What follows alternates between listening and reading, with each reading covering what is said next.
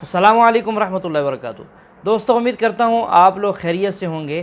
آج کی ہماری ویڈیو بہت دلچسپ ہے، جس میں آپ کو ایک قادیانی کی، جو کہ اب مسلمان ہو گئے ہیں، ایک سٹوری سننے کو ملے گی کہ وہ کس طرح قادیانی ہونے کے وقت زندگی گزارتے تھے اور قادیانی کتنے غلیظ لوگ ہیں اور ان کے عقائد کیا ہیں۔ تو آپ سے گزارش ہے اس ویڈیو کو آخر تک دیکھیے گا، بہت ساری معلومات آپ کو دیکھنے کو ملیں گی۔ سب سے پہلے تو میں ناظرین کو یہ بتاتا چلوں کہ قادیان جو ہے وہ میں 2014 میں گیا تھا، اور قادیان جانے کی سب سے پہلی جو بنیادی وجہ میری یہ تھی کہ جب میں پاکستان میں قادیانیت اور اسلام کا تقابل لکھ رہا تھا کہ قادیانیت اور اسلام ہے کیا، تو اس سلسلے میں میں نے وہ قادیانیت کے وہ عقائد جو مرزا غلام قادیانی کے نظریات ہیں قادیان کے بارے میں بالخصوص، وہ جب میری نظروں کے سامنے سے گزرے تو میں نے یہ ارادہ کیا کہ میں قادیان جاؤں۔ تو میں نے قادیان جانے کا ارادہ کیا 2014 میں قادیان گیا۔ تو قادیان کا ویزا میں نے چناب نگر سے ہی ان کو دیا، اپنے دفتر والوں کو، انہوں نے مجھے وہ ویزا وغیرہ لگوا کر دیا، اور یہاں لاہور سے واگا بارڈر کے ذریعے میں قادیان گیا۔ تو قادیان جانے سے وہاں پہ جو قادیانی، میری اصل میں بنیادی جو تھی وہ قادیان کا جو ان کا آگے جلسہ آ رہا تھا قادیانیوں کا سالانہ جلسہ، اس کے جتنے بھی بنیادی لوازمات تھے، جو ان کی ڈیوٹیز تھی یا ان کو جتنا مینجمنٹ تھا، وہ سارا میرے ذمہ تھا۔ صحیح۔ تو ایک تو مجھے وہ جلسے کا ماحول بھی دیکھنے کو مل گیا، اور دوسرا قادیان کے اندر رہ کر قادیانی کو اصل جو چہرہ تھا مرزا غلام قادیانی کی اصلیت، جو وہ قادیان کے بارے میں اس کے نظریات تھے، وہ بھی دیکھنے کو مل گئے۔ یعنی کہ قادیانیوں کے نزدیک وہ اس کو بڑا نعوذ باللہ مقدس شہر کے طور پہ پیش کرتے ہیں۔ جی، تو اس کو آپ کو قریب سے دیکھنے کا موقع جی، مجھے وہ یوں ہوا کہ جب قادیان پہنچے تو سب سے پہلے مرزا غلام قادیانی کا وہ گھر جس میں مرزا غلام قادیانی پیدا ہوا، پھر وہ اس میں بیٹھتا، پھر وہ اس نے جہاں پہ وہ چلہ کشی کی، پھر وہ ساری چیزیں۔ اب ہوا کیا کہ وہ وہاں پہ تھا کیا، اب جس کمرے میں مرزا غلام قادیانی کا بہت عالی شان محل جو ہے وہ بھی انہوں نے بنایا ہوا ہے، شاید وہ جب تصاویر میں بھی ناظرین کو انشاءاللہ ہم کوشش کریں گے کہ عامر بھائی کی وہ تصویریں جو ہیں، جو پکچرز ہیں، جب وہ قادیان میں اتنا عرصہ انہوں نے گزارا، وہاں پہ اتنے اہم مقامات بھی ڈیوٹیز دیں، تو وہ پکچرز بھی ہم آپ کے ساتھ انشاءاللہ کوشش کریں گے ضرور شیئر کریں اسکرین پہ۔ تو اس کے بعد وہ جو مرزا غلام قادیانی کا ایک بہت بڑا، جو انگریز سامراج نے مرزا غلام قادیانی کو بہت بڑا محل تعمیر کر کے دیا تھا، وہ بہت بڑا محل ہے، اور جیسے پرانے زمانوں میں بادشاہوں کے محلات ہوتے تھے اس طرح کر کے۔ تو اس میں مرزا غلام قادیانی جس کمرے میں پیدا ہوا، انہوں نے اس کو ایک تبرک کی حیثیت سے، جیسے آپ صلی اللہ علیہ وسلم کی وہ ولادت کے، ہم جب مسلمان جاتے ہیں نا مکہ، تو جہاں پہ آپ صلی اللہ علیہ وسلم پیدا ہوئے، تو ہماری یہ خواہش ہوتی ہے کہ ہم وہ جگہ، چاہے وہ اصل میں آج اس وقت موجود ہے یا نہیں موجود، لیکن ہم وہ تاریخ کے آئینے میں، تاریخ کے تناظر میں ہم وہ ڈھونڈنے کی کوشش کرتے ہیں۔ تو قادیانی یہی کرتے ہیں وہاں پہ، جب وہاں پہ جاتے ہیں، جس کمرے میں مرزا غلام قادیانی پیدا ہوا، تو وہاں پہ وہ جا کے بڑی لمبی لمبی نوافل ادائیں کرتے ہیں، بہت لمبے لمبے نوافل پڑھتے ہیں، دعائیں کرتے ہیں، اور کہتے ہیں کہ ہم اپنے مرزا غلام قادیانی، کیونکہ ہمارا نبی تھا، اور آج ہم اپنے نبی کی جگہ کے اوپر ہم توبہ استغفار کریں گے، شاید اللہ ہماری بات قبول کر لے۔ اچھا، ٹھیک ہے جی۔ پھر اس کے بعد مرزا غلام قادیانی نے ایک بیت الدعا کے نام سے کمرہ بنایا ہوا ہے، کمرہ بیت الدعا، اس کا نام اوپر لکھا ہوا ہے بیت الدعا۔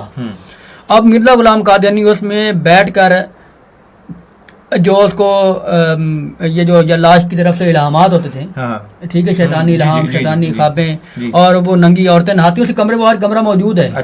آج بھی وہ کمرہ موجود ہے جو سیرۃ المہدی میں لکھا ہوا نا، کہ مرزا غلام قادیانی جس کمرے میں بیٹھتا تھا اور کتابیں لکھتا، اس کے پیچھے ایک ننگی عورت نہانا شروع ہو گئی کھرے میں۔ جی، وہ تو اس کو کہتے ہیں کہ اس کا ذہنی توازن ٹھیک نہیں تھا، وہ قادیانی، ویسے میں ایک بات کروں، قادیانی کہتے ہیں کہ اس کا تو ذہنی توازن ٹھیک نہیں تھا۔ یہ دیکھیں، اب یہ بات ہے کہ قادیانی کہتے ہیں کہ اس عورت کا ذہنی توازن ٹھیک نہیں تھا۔ اگر اس کا ذہنی توازن ٹھیک نہیں تھا تو اس جب پوچھا گیا کہ سیرۃ المہدی میں پورا واقعہ لکھا ہوا ہے، تو اس نے کہا کہ مرزے کے متعلق پنجابی میں کہا، اینو کیڑا ویکھدا ہے، ٹھیک ہے، اگر اس کا ذہنی توازن عورت کا خراب تھا تو اس کو اتنا پتا ہے کہ اینو کیڑا ویکھدا ہے، جس کا دماغی توازن اس کو پتہ ہی نہیں کیا ہو رہا ہے۔ تو بہرحال اسی کے ساتھ اسی حجرے میں اوپر سیڑھیوں میں مرزا غلام قادیانی نے ایک چھوٹا سا کمرہ بنایا ہوا ہے۔ اب قادیانیوں کو، میں وہاں پہ تھا تو میں نے کہا یار یہ کمرہ اور اس کی اتنی اہمیت کیوں ہے؟ بیت الدعا ہے جی۔ اچھا، پوچھا گیا یار بیت الدعا ہے تو باقی اللہ کی مساجد جو باقی بات گئے وہ دعا کرنے کی جگہ نہیں ہے؟ تو کہتے ہیں یہ بات یہ ہے کہ یہ مرزا غلام قادیانی یہاں پہ بیٹھ کے عبادت کرتا تھا، اور چونکہ مرزا غلام قادیانی محمد رسول اللہ صلی اللہ علیہ وسلم کی حیثیت کے برابر ہے، نعوذ باللہ من ذالک. اور یہ مرزا غلام قادیانی یہاں پہ بیٹھا اور آپ اس حجرے کی اہمیت غار ہرا کی طرح ہے. نعوذ باللہ. ناظرین آپ دیکھ سکتے ہیں, سن سکتے ہیں کہ عامر صاحب ایسی شخصیت نہیں ہے کہ اگر قادیانی یہ کہتے ہیں کہ جناب بس مولویوں کا تو کام ہے کہ جناب ہم پہ الزام لگانا اور اتنے 100 سال سے اوپر عرصہ گزر گیا. عامر صاحب وہ شخصیت ہیں, عامر بھائی وہ شخصیت ہیں کہ جو کہ نہ صرف سابق قادیانی ہیں بلکہ یہ مربی رہ چکے ہیں اور اہم عہدوں پہ فائز رہ چکے ہیں اور تبلیغ کر چکے ہیں. آپ نے ہمارے پہلے ایک چینل پہ ایک ویڈیو ان کا ضرور دیکھا اور جن ناظرین نے ابھی تک نہیں دیکھا تو ان کا پہلا جو ہمارا ویڈیو وہ ضرور دیکھیں. اس کا جو لنک ہے وہ ہم چینل میں ڈسکرپشن پہ بھی آپ کو دے دیتے ہیں, وہ بڑا اہم ویڈیو ہے. یہ سب باتیں جو کر رہے ہیں, سوری میں نے آپ کو روکا عامر بھائی, لیکن یہ بڑا اہم تھا یہ بتانا ناظرین کو کہ یہ ساری باتیں ہم اپنی طرف سے نہیں کر رہے. جی یہ بتانا ضروری ہے ناظرین کو, ہمارے جو ویورز ہیں, کہ ہم ساری باتیں اپنے پاس سے نہیں کر رہے. بالکل, یہ قادیانیوں کا بہت بڑا پروپیگنڈا ہوتا ہے نا کہ یہ اپنی طرف سے کریں. تو سیرت المہدی مرزا غلام قادیانی کے بیٹے کی لکھی ہوئی کتاب ہے جس کا حوالہ دیا انہوں نے, وہ ہم نے نہیں لکھی ہے, وہ قادیانی جا کر اپنے بک سٹور سے خرید سکتے ہیں. جی بالکل. تو جب وہ میں نے دیکھا کہ یار یہ اتنے اس قدر قادیانی یہاں پہ اس کمرے کو اہمیت کیوں دے رہے ہیں, تو اس وقت وہاں پہ ان کے مربی تھے, میں نے ان سے پوچھا, میں نے کہا حضرت یہ کیا ماجرا ہے. انہوں نے کہا کہ مربی صاحب یہ کیونکہ مرزا غلام قادیانی صاحب جو ہیں وہ ہم ان کو آپ صلی اللہ علیہ وسلم کی حیثیت کے اوپر مانتے ہیں, تو اس لیے یہ ان کا یہاں پہ بیٹھ کر عبادت کرنا دراصل غار ہرا کا ذل ہے.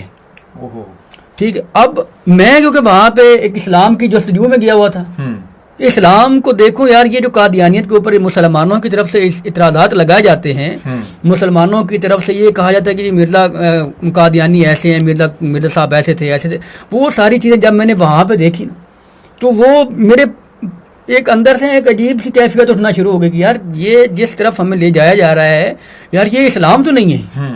اسلام تو کہتا ہے کہ غار ہرا کی حیثیت کیا ہے.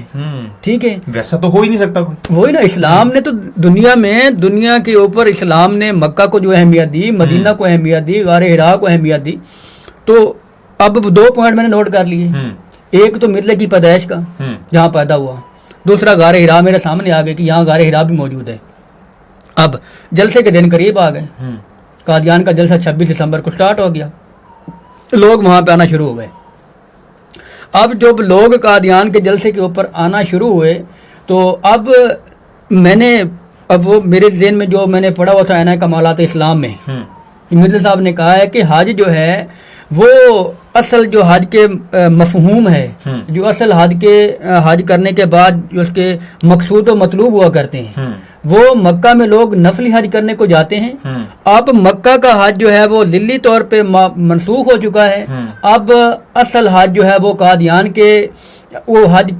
کا جلسہ جو ہے, یہ جلسہ سالانہ, اس کے اوپر آئیں گے تو آپ کو حج کے مقصد و مطلوب ملیں گے, مقصود و مطلوب آپ کو یہاں آ کر ملیں گے. نعوذ باللہ من ذالک. ناظرین کتنی بڑی غلیظ ترین بات ہے کہ وہ کہہ رہا ہے کہ تم اب حج پر بیت اللہ جانا چھوڑ دو, بیت اللہ کا جو حج ہے وہ منسوخ ہو چکا ہے. نعوذ باللہ, اب تم میری جائے پیدائش پر آؤ گے, میرے جلسے میں شریک ہوگے تو تمہیں حج اور عمرے کا ثواب ملے گا. یہ ناظرین انتہائی گھٹیا اور غلیظ ترین بات اس نے کی ہے. چلیے آگے سنتے ہیں. اب حج کے مقصود و مطلوب کیا ہے جو قرآن نے ہمیں سکھائے ہیں. جی جی, رسول پاک صلی اللہ علیہ وسلم کی حدیث ہے, مشکات شریف کی کتاب باب الایمان ہے. آپ صلی اللہ علیہ وسلم نے فرمایا ہے کہ جو بندہ ایمان کی حالت میں حج کرتا ہے اور حج کے تمام مناسک کو خشوع و خضوع کے ساتھ ادا کرتا ہے, یا وسلم کے مفہوم ہے حدیث کا, تو اس کے پہلے گناہ معاف فرما دی جاتے ہیں. اب معلوم ہوا کہ مسلمان کو آپ صلی اللہ علیہ وسلم نے حج کا جو مقصود و مطلوب بنایا, ایمان کی حالت میں گناہوں کی معافی.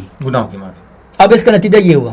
اب مرزا کیا کہتا ہے, کہتا ہے کہ نفلی حج وہاں کریں گے اور حج کا جو اصل مفہوم ہے وہ آپ کو قادیان ملے گا. نعوذ باللہ, یعنی کہ سارے گناہ معاف ہو جائیں گے. سارے گناہ معاف ہو جائیں گے. نعوذ باللہ. اب یہ ساری چیزیں میں اس وقت جب میں مربی کے طور پہ تھا وہ ساری اتنی میرے ذہن میں نہیں تھی.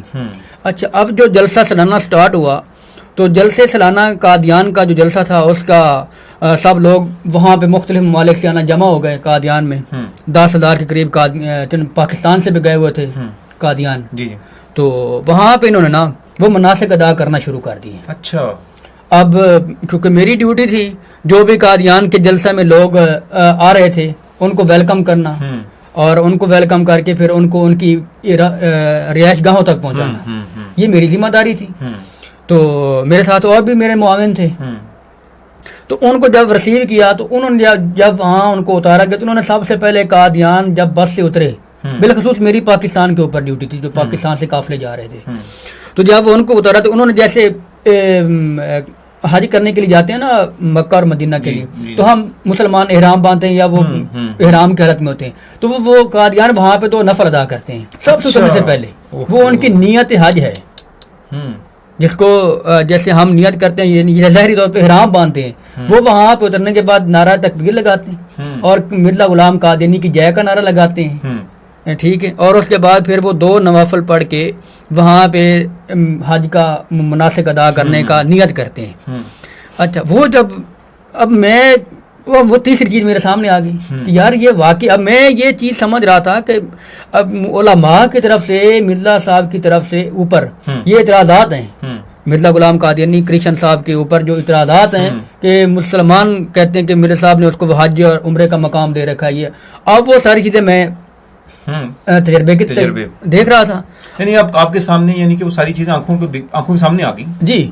اچھا اب یہاں سے ان کا حج شروع ہو گیا، قادیان کا حج شروع ہو گیا. وہاں پہنچے، پھر اگلے دن انہوں نے مرزا نے جو اپنی زندگی میں ایک مسجد بنائی چھوٹی سی بیت مبارک، وہ بیت مبارک جو مسجد مبارک اسے کہتے ہیں بیت مبارک، اور یہ کمرہ بیت الدعا. پھر اس کے ساتھ ایک حجرہ چھوٹا سا جس میں مرزے کو کشف ہوا تھا، جس میں سرخی کے چھینٹوں کا نشان. مرزا نے کہا جی یہ سرخی کے چھینٹوں کا نشان ہے، میں اللہ کے سامنے آپ اللہ کے پاس اپنی کتاب لے گیا، ٹھیک ہے، برائے نعم دیا. تو اللہ نے کہا جی یہ بالکل بالکل ٹھیک تو نے لکھی ہے، اور اللہ نے وہ ایسے چھڑکا اور وہ میرے کپڑوں کے اوپر. یہ ایک لمبا سلسلہ ہے. اور عبداللہ سنوری مرزا غلام قادیانی کا ایک من گڑا صاحب بھی تھا، اس نے اس چیز کو دیکھا. تو بہرحال وہ بھی یہ ایک اس کی آپ کو بتا رہا ہوں جہاں وہ پہلا وہاں کے ہم مناسک حج کو شروع کرتے ہیں بیت مبارک سے. اب بیت مبارک جو مرزا غلام قادیانی کے غار کے قریب ہی ہے. اب وہ پھر وہ غار حرا میں جاتے ہیں جہاں مرزا نے بیٹھ کے دعائیں کی ہیں. پھر وہاں سے اٹھتے ہیں تو مرزا کے وہ سرخی کے چھینٹوں والا جو نشان ہے اس کمرے میں بیٹھ کے نوافل پڑھتے. اور یہ نہیں، وہاں پہ بیٹھ کے لمبی قطاریں لگی ہوتی ہیں انتظار میں، باری 3 4 5 بندوں کو اندر بھیجا جاتا ہے، وہ وہاں پہ نفل پڑھتے ہیں، پھر وہاں اس کو نکالا جاتا ہے، پھر دوسروں کو بھیجا جاتا ہے. اس طرح کر کے یہ سسٹم چلتا ہے، ایسے یہ سین چلتا ہے. اچھا پھر اس کے بعد وہ وہاں پہ نوافل ادا کرنے کے بعد پھر جاتے ہیں مینارۃ المسیح کے پاس. صحیح. اب مینارۃ المسیح جو مرزا نے ساری زندگی اشتہار دے دے کر لوگوں سے چندہ اکٹھا کیا، اور پھر اس کے بعد اس کے بیٹے کے مطلب کہ زمانے میں کمپلیٹ ہوا بشیر الدین کے زمانے میں. تو اب یہ وہاں پہ جا کے اس کے طواف کرتے ہیں. استغفر اللہ. اب اس کے قریب ہی مرزا کے باپ کی قبر ہے، غلام مرتضیٰ، مینارۃ المسیح کے بالکل قریب ہے دائیں طرف. تو اب وہ مینارۃ المسیح جو ہے وہ بیت اقصیٰ میں ہے. وہاں سے سیڑھیاں اترتے ہیں، مرزا کے گھر کے اوپر سے گزرتے ہوئے پھر جاتے ہیں مینارۃ المسیح کے پاس. اب مینارۃ المسیح کا یہ طواف کرتے ہیں، اس کے گرد گھومتے ہیں ایسے نا، یہاں پہ گھومتے ایسے ہاتھ اٹھا کے نا، تو سارا اس کے گرد گھومتے ہیں. اب معلوم کیا یار یہ آپ مینارۃ المسیح کے پاس کھڑے ہو کر دعا کیوں کرتے ہیں؟ طواف تو بیت اللہ کے علاوہ تو جائز ہی نہیں ہے. اب ظاہر سی بات ہے، یہ تو اب دیکھیں یہ ان کو خود عقل میں ان کی آنی چاہیے، قادیانیوں کے یہ بات عقل میں اتنی موٹی سی تو آنی چاہیے کہ یہ تو طواف تو بیت اللہ کے علاوہ تو طواف ہو ہی نہیں سکتا. بیت اللہ کے علاوہ طواف ہو ہی نہیں سکتا. حقیقت میں دیکھا جائے تو یہ مرزا جو ہے یہ لوگوں کو اپنی اور اپنے آباء و اجداد کی عبادت پر، ان کی پوجا پر لگا رہا ہے.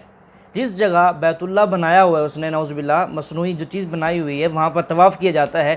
آپ سن چکے ہیں، وہ بتا رہے ہیں کہ وہاں اس کے قریب جگہ پر مرزا کے باپ یعنی غلام مرتضیٰ کی قبر ہے. تو گویا کہ اس مرزا کے باپ کی قبر کا بھی طواف کیا جاتا ہے. تو یہ لوگ صرف اور صرف اپنی طرف بلا کر لوگوں کو اپنا جو ہے وہ مرید بنا کر ان کو غلط راستے پر چلا کر اپنی عبادت کراتے ہیں. نعوذ باللہ من ذالک. چلیے سنتے ہیں مزید.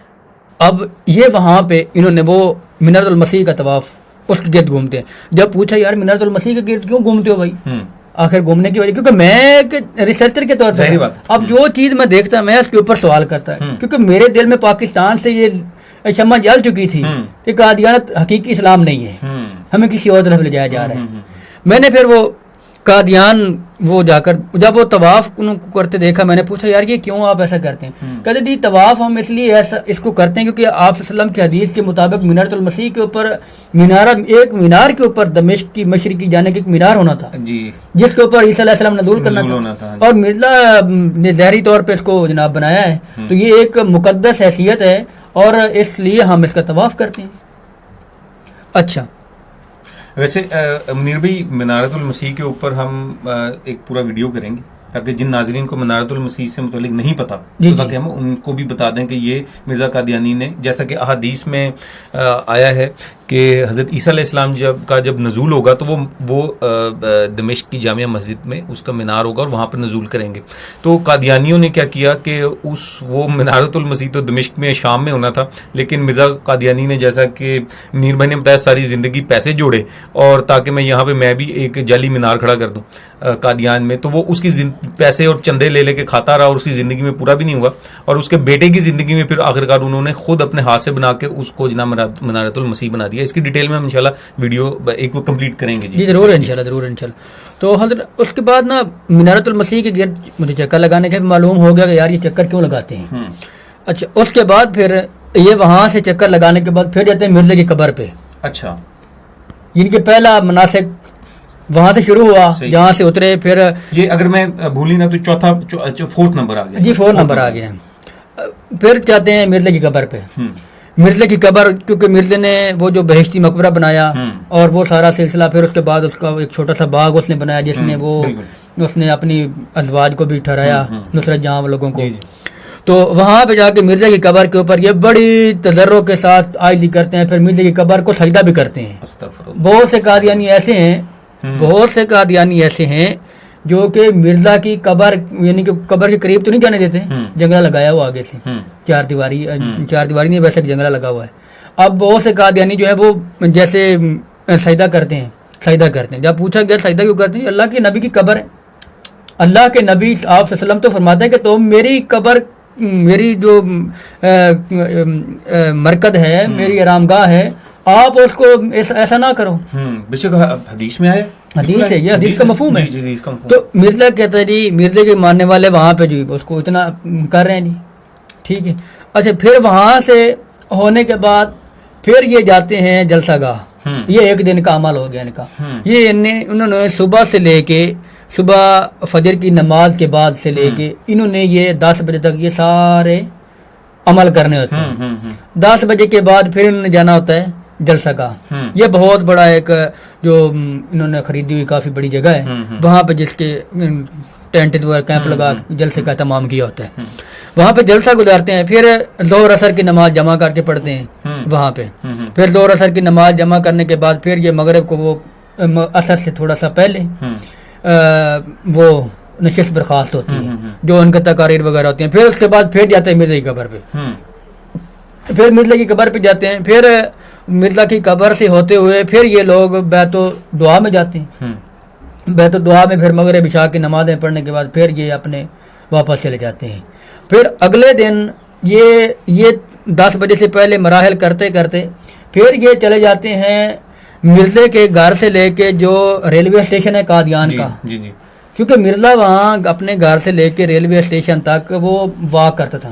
یہ قادیانی کی جتنی بھی مرزا کی سیرت کی کتابیں ہیں، سیرت الماضی ہے، حیات طیبہ ہے، ٹھیک ہے جی، وہ ساری کتابوں میں اندر یہ بات موجود ہے کہ مرزا اپنی گھر سے لے کے ریلوے اسٹیشن تک اپنے من گڑت صحابیوں کو لے کے، اپنے حواریوں کو لے کے وہاں پہ سیر کرنے کو جاتا۔ اور سیرت الماضی میں یہ بھی لکھا ہے کہ مرزا صاحب اپنی نصرت جہاں شمک شلو کو بھی گھماتے تھے وہاں پہ نا۔ جب وہ بغیر پردے کے گھوم رہی تھی تو کسی نے پوچھا مرزا صاحب آپ اللہ کے نبی ہیں، آپ پردہ کروائیں؟ انہوں نے کہا میں اس پردے کو مانتا ہی نہیں ہوں، میں اسلامی پردے کو مانتا ہی نہیں۔ تو بہرحال انہوں نے نا یہ مرزا نے اب یہ ان کا ناظرین کرام یہاں پہ غور کیجئے کہ قادیان میں مرزا کے گھر سے لے کے ریلوے اسٹیشن تک کے جانے کا جو عمل ہے اس کو سعی کہتے ہیں، یعنی کہ صفا مروہ کی حیثیت دیتے ہیں۔ اعوذ باللہ من ذالک، کتنی گھٹیا حرکت ہے۔ صفا مروہ وہ تو اللہ کے نبی کی جو آباء و اجداد ہیں، انبیاء کرام علیہ الصلوۃ والسلام، حضرت ابراہیم علیہ الصلوۃ والسلام، ان کی اہلیہ کا جو عمل ہے اس کے ساتھ ان لوگوں نے، ان گدھوں نے اپنے اس گھٹیا حرکت کو تشبیہ دے دی ہے۔ چلیے مزید سنتے ہیں۔ استغفر اللہ۔ ٹھیک ہے، اب مطلب کہ یہ کہتے ہیں اب ہر ایک بچہ، بوڑھا، عورت، جوان جس ذریعے وہاں پہ جائے ایک بار اس نے قادیان کے گاؤں سے لے کے ریلوے اسٹیشن تک لازمی جانا ہے۔ کیوں جانا ہے جی؟ وجہ کیا تمہیں جانے کی؟ بھائی جانے کی ہمیں وجہ یہ ہے کہ ہمارے مناسک حج میں یہ چیز ہے، ہم حج کا اصل مقصود و مطلوب پیچھے ذہن میں ہے۔ جی جی بالکل، مرزا قادیانی کی جو تعلیمات، مرزا قادیانی کی جو تعلیمات ہیں ان کو انہوں نے پورا کرنا۔ اور پھر مرزا نے خود ہی لکھا نا کہ میں نے خواب میں دیکھا کہ میں نے قرآن میں 3 شہروں کے نام دیکھے ہیں، مکہ، مدینہ اور کعبہ۔ کشف میں کہا نا، اس نے کشف میں کہا تو اسی نے اپنے ہی کتاب میں اندر لکھا ہے کہ کشف جو ہے وہ ایسا ہی ہوتا ہے، بیداری کی ایک صورت ہے۔ ہاں جی، اور قادیانی یہ کہتے ہیں نا کہ جی اصل میں اس کا وہ جواب یہ دیتے ہیں نا کہ وہ تو کشف ہے، کشف تو اختیار میں نہیں، لیکن مرزا قادیانی نے ملفوظات کے اندر لکھا ہے کہ جو کشف ہے وہ بھی بیداری کی ہی صورت ہے۔ ہاں جی، اچھا اب وہ صحیح کرنے کے بعد پھر آتے ہیں جلسہ گاہ میں۔ جلسہ گاہ 2 دن ہو گئے، جلسہ گاہ اب کمپلیٹ ہونے کی طرف جا رہے ہیں۔ پھر تیسرے دن مرزا نے وہ ہندو ایک میرے خیال میں سوداگر ملاوا مال تھا، جس سے مرزا غلام مرزین میں سے ناظرین اس کا نام یہی تھا میرے خیال میں، کہ مرزا نے جس سے اس کی اپنی انگوٹھی کے اوپر علیہ صلی اللہ بکافن عبدہ لکھوایا تھا۔ ٹھیک ہے، اب یہ ناظرین قادیانی جو ہے، اب تیسرے دن کا عمل یہ ہے کہ جو مرزا کے دوسرے قادیان کے گرد مقامات تھے جہاں مرزا بیٹھ کے کوئی نہ کوئی چبلے مارتا تھا، ٹھیک ہے نا، اب یہ قادیانی وہاں پہ جا کے بیٹھنا اپنے لیے سعادت سمجھتے ہیں۔ اچھا ٹھیک ہے، اب مرزا کے جو گھر کے قریب باغات ہے، یہ جس چھپڑ میں مرزا نہاتا تھا، اب یہ چھپڑ تو ختم ہو گیا، اب وہ چھپڑ کے اوپر اس وقت پرتاپ سنگھ بادل تھا، وزیر اعلیٰ پنجاب کو وہاں کا، پرتاپ سنگھ بادل، تو اس نے کافی ان کو گرانٹ دی، جلسے میں بلکہ وہ جلسے میں بھی آتا رہا، اور اس نے پاکستان مخالف تقریریں بھی کی ہیں اپنی اسمبلی کے اندر، پنجاب سے ادھر کی انڈین اسمبلی جو ہے۔ ہاں جی، تو وہ پرتاپ سنگھ بادل جو ہے اس نے وہاں پہ گرانٹ دیا، وہ چھپڑ جو ہے نا، انہوں نے چھپڑ کو نیچے وہ چھپڑ ہے، اوپر انہوں نے وہ شیشہ وغیرہ لگا کے اس کو انہوں نے کور کر دیا۔ اچھا، اب یہ بیچارے وہاں پہ جا کے اس کو وہاں پہ بیٹھ کے دعائیں کرتے ہیں۔ اچھا، یعنی چھپڑ میں نہا تو سکتے نہیں، ہاں نہا تو سکتے نہیں، اب وہاں پہ بیٹھ کے دعائیں کریں گے۔ اچھا، دعائیں کرنے کا عمل جب ختم ہوتا ہے، پھر وہ جو مرزا کے، اب وہ دیکھیں، اب وہ ہے ہندو کی دکان، اب بھی وہ ہندو کی دکان ہے، اب بھی وہ ہندو کی دکان ہے جس سے مرزا نے وہ انگوٹھی کے اوپر صلی اللہ بکافن عبدہ لکھوایا، اور یہ وہاں سے انگوٹھیاں خریدتے ہیں تبرک کے طور پہ۔ اچھا، اب اس کے بعد میں نے کہا یار آپ یہ کیوں خریدتے ہیں؟ اب یہ کیوں خریدتے ہیں؟ یہ ہندو کی دکان ہے، ہندو کو تو ناپاک ہے، وہ قرآن کو تو ہاتھ ہی نہیں لا سکتے جب تک وہ پاک نہ ہو، کیونکہ علیہ صلی اللہ بکافن عبدہ قرآن کی آیات ہے، قرآنی آیات ہیں، تو قرآنی آیات، تو قرآن تو کہتا ہے کہ لا یمسہ الا المطہرون، کہ قرآن کے متعلق تو ہے کہ جب تک وہ پاک نہ ہو جس کو ہاتھ نہیں لگا سکتے، وہ جناب وہ اوپر اس کے لکھ رہا ہے اور آپ اس سے لے رہے ہیں۔ تو کہتے ہیں یہ ہمارا مرزا صاحب نے جو کہ اس کو بٹھایا تھا یہاں پہ، اور مرزا نے یہاں سے لکھوائی تھی، اور وہ سنت کو ہم آزماتے ہیں، ہم وہ خاتم کی انگوٹھی جو آپ صلی اللہ علیہ وسلم کے ہاتھ میں خاتم کی انگوٹھی، اب آج بھی وہ انگوٹھی جو مرزا نے لکھوائی تھی، اب مرزا مسرور کے ہاتھ میں سبز رنگ کی ہے، وہ وہی والی ہے جو مرزا قادیانی سے چلی ہے۔ ہاں جی، یہ مرزا قادیانی سے چلی ہوئی۔ ریپیٹ کر دیں ذرا ایک بات، ناظرین کو شاید یہ سمجھ نہ آئی ہو کہ میں ریپیٹ کر دوں کہ مرزا مسرور جو ان کا اب سربراہ ہے قادیانی جماعت کا، جو گدی نشین ہے، اس کے ہاتھ میں اگر آپ دیکھیں گے تو ایک انگوٹھی ہوتی ہے، 2 انگوٹھیاں ہوتی ہیں، 2 انگوٹھیاں، تو ایک انگوٹھی جو ہے وہ مرزا غلام قادیانی کے دور سے ہی چلی آ رہی ہے، سبز رنگ کی جو جی، اور وہ اسی ہندو کی بنی ہوئی ہے، جی وہ اسی ہندو کی بنی ہوئی ہے سبز رنگ کی انگوٹھی۔ اچھا، پھر وہ وہاں سے انگوٹھی لیتے ہیں۔ کم از کم ان گدھوں کو چاہیے تھا کہ انگوٹھی جو بنا رہے ہیں، جو انگوٹھی مرزا مسرور کے ہاتھ میں ہے، مرزا غلام محمد کی، کم از کم اپنے کسی جماعت کے کسی آدمی سے بنوا لیتے، وہ انگوٹھی بھی کسی غیر مذہب یعنی ہندو مذہب کے کسی آدمی سے انہوں نے بنوائی، یہ ایک اور گھٹیا ترین حرکت۔ پھر اس کے بعد مرزا غلام قادیانی کے گھر میں کنواں ہے، اگلے زمانے میں کنویں ہوتے تھے، تو مرزا کے گھر میں وہ کنواں ہے۔ اب یہ وہ کنواں ہے ناظرین کرام جس سے مرزا غلام قادیانی کو مرزا کے چچا زاد جو امام دین اور نظام دین تھے، وہ پانی نہیں پینے دیتے تھے کہ تو نے رسول اللہ صلی اللہ علیہ وسلم کی ذات کے بارے میں بکواس کی۔ وہ مسلمان رہے ہیں، ٹھیک، وہ مسلمان تھے، اور انہوں نے مرزا کا اس قدر شدید اس کو پانی، ایک ڈول پانی کا لینے دیتے تھے، یار تم نے ہمارے نبی کو گالیاں دی ہیں. تو اب قادیانی اس کنویں کے اندر سے پانی نکال کے پینا آپ نے لیے آب زمزم تصور کرتے ہیں. نعوذ باللہ. اب یہ آب زمزم کی حیثیت قرآن میں کیا ہے جی؟ حضرت اسماعیل علیہ السلام کا واقعہ کہ اسماعیل علیہ السلام وہ عظیم، اب اسلام کے اندر بلکہ انسانیت کے اندر سب سے بڑی قربانی جو دی گئی ہے باپ بیٹے کی، بیٹے کی قربانی وہ اسماعیل علیہ السلام کی قربانی دی گئی. اب قادیانی کیا ہے؟ اب اسماعیل علیہ السلام کے پاؤں کے خاک سے نکلنے، پاؤں کی رگڑ سے نکلنے والے چشمے کو کہتے ہیں آب زمزم. اور قادیانی وہ قادیان میں کنواں جس سے ساری زندگی مرزے کو انہوں نے پانی نہیں پینے دیا، یہ کہتے ہیں جی ہم وہاں سے آب زمزم پی رہے ہیں.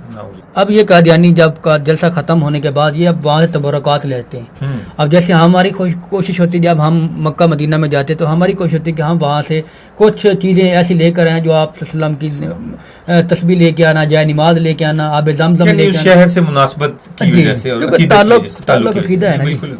تو قادیانی جب وہاں سے آتے ہیں تو سب سے پہلے یہ خشک ٹکڑے لے کے آتے ہیں. اچھا وہ جلسے کے روٹی کے. اچھا اب یہ ان کی عقل ہے. اب مرزے کو الہام ہوا تھا نا جی، مرزے کو دارو جو انہوں نے وہاں پہ مہمان خانہ بنایا ہوا جس کو دارالضیافت کہتے ہیں، جناب نگر میں بہت بڑا ہے، میرے گھر کے قریب ہے. تو کہتے ہیں جی دیکھیں جی مرزا صاحب کو الہام ہوا تھا کہ مرزا کو الہام ہوا کہ یہ نان تیرے اور تیرے ساتھ کے درویشوں کے لیے. ٹھیک ہے. اب وہ نان تیرے اور تیرے ساتھ کے جو درویش ہیں نا، اب یہ بیچارے درویش بننے کے لیے وہاں سے خشک ٹکڑے اور اتنی لڑائی کرتے ہیں جب یہ ٹکڑے لیتے ہیں نا، وہ انہیں ایسے ٹکڑے پھینکتے ہوں گے نا جو بانٹنے کے لیے، اب وہ رکھ دیتے ہیں ایک جگہ پہ. اچھا مختلف جگہوں پہ انہوں نے وہ لگائے ہوتے ہیں. اچھا تو یہ بیچارے وہاں سے لڑائی لڑوئی کر کے جناب جتنا دکم پیل کرنے کے بعد وہاں سے اٹھاتے ہیں اور اب بوروں میں ڈالتے ہیں. کسی نے یہاں پہ دیتا ہے، کوئی بغل میں چھپاتا ہے، کوئی کہیں، مطلب کہ کسی طریقے کوئی ایک آدھ ٹکڑا ہاتھ میں آ جائے. پھر یہ ایک تو وہ ٹکڑے کی تبرک لے کے آتے ہیں. اچھا روٹی کے ٹکڑے بطور تبرک کے لے کے آتے ہیں. اچھا اب دوسرا وہ مرزے کے گھر کا کنواں جو ہے اس سے وہ آب زمزم لے کے آتے ہیں. آب زمزم کے طور پہ اس کو لے کر باقاعدہ کینوں میں آتے ہیں، جو پانی کبھی مرزا قادیانی کو نصیب ہی نہیں ہوا. اور تیسرا یہ بیچارے کرتے ہیں کہ وہ جو ہندو ملاوا مال تھا انگوٹھی اس سے انگوٹھی لیتے ہیں اس کی دکان سے. اب اس کے بعد پھر جو وہاں سے واپسی کا ان کا یہ پھر وہ سارے آخری بار طواف بھی کرنا اور وہ وہاں پہ مرزا کی قبر کے اوپر سجدہ بھی کرنا اور پھر وہ باقی جتنے بھی بیت الدعا غار حرا میں بھی جا کے عبادات کرنی اور اس کے بعد پھر یہ سارا سلسلہ ختم ہوا. اب یہ سلسلہ جب وینڈ اپ ہوا، ختم اپنے اختتام کو پہنچا، تو وہ چیز جو میرے دل میں ایک شمع جلی ہوئی تھی وہ ایک شعلہ کی شکل اختیار کر لی. میں نے وہیں سے تہیہ کر لیا. میں نے کہا جب یہاں سے جاؤں گا تو جاتے ہی قادیانی مذہب کو، قادیانی کلٹ کو جو ہے نا وہ میں ریزائن کروں گا جاتے ہی. اور میں نے وہاں سے پھر ایک دل بازن ہو گیا، بالکل نفرت سی ہونی شروع ہو گئی. اور میں ناظرین میں کوئی مخالفت کی یہ بات نہیں کر رہا. صحیح میں کوئی اب یہ نہیں کہ میں نے قادیانی کو مطلب کو چھوڑ دیا، قادیانی مرزا غلام قادیانی کو لعنت بھیج دی ہے، تو میں کوئی تعصبانہ باتیں کر رہا ہوں. اب یہ واللہ میں کہہ سکتا ہوں کہ آج بھی کوئی بھی قادیانی جائے تو وہاں پہ مرزا قادیانی کی قبر سے جہاں اس کی قبر کے پاس آپ کھڑے نہیں ہو سکتے، اتنی بدبو آتی ہے. اب اتنی بدبو آتی ہے. اور پھر جہاں جتنی بھی مرزے کی وہ ساری گھر کی چیزیں ہیں، وہ سارے اس کے جو ان کے مقدس مقامات ہیں قادیانی کے نزدیک، ان میں سے اتنی بدبو آتی ہے کہ انسان وہاں پہ کھڑا ہونا انسان کے لیے دشوار ہو جاتا ہے. تعفن زیادہ چیزیں ہیں. ناظرین یہ ساری باتیں سن کر ایک انسان کے رونگٹے کھڑے ہو جاتے ہیں کہ انہوں نے کیا کیا چیزیں بنا کر رکھی ہوئی ہیں اور کس کس حج کے جو رکن ہیں ان کے ساتھ تشبیہ دے کر آج یہ سارے گھنونے عمل وہ قادیان میں کرتے ہیں.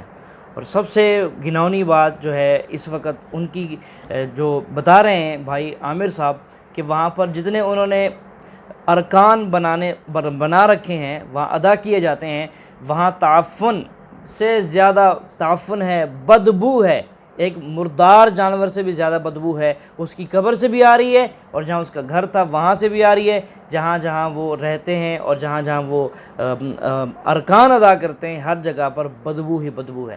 تو ناظرین ہمیشہ ایسے ہی ہوتا ہے، جو بھی اسلام کا دشمن بنتا ہے، اور خصوصاً یہ صرف اسلام کے دشمن نہیں ہے بلکہ یہ ہمارے حضرت محمد صلی اللہ علیہ وآلہ وسلم جو ہمارے پیغمبر، ہمارے نبی ہیں، اللہ نے ان کو نبی بنا کر بھیجا، اور آخری نبی، میں اس پر ایمان رکھتا ہوں کہ ہمارے حضرت محمد صلی اللہ علیہ وآلہ وسلم اللہ کے آخری نبی ہیں، آخری رسول ہیں۔ آپ کے بعد کسی نے نبی اور رسول بن کر نہیں آنا، بلکہ آپ علیہ السلام کے فرمان کے مطابق حضور کے بعد کئی دجال اور کذاب تو آئیں گے، ان دجال اور کذاب میں سے ایک کذاب، ایک دجل شخص جو ہے وہ یہ مرزا غلام قادیانی تھا، جو مردار ہو چکا ہے، اور اللہ تعالیٰ کی اس پر کروڑوں لعنتیں ہوں، اور ہمیشہ یہ جہنم کے اندر جلتا رہے۔ اور اس وقت جتنے اس کے پیروکار ہیں وہ بھی ہمیشہ ہمیشہ کی دہکتی آگ کی طرف اپنے آپ کو دھکیل رہے ہیں۔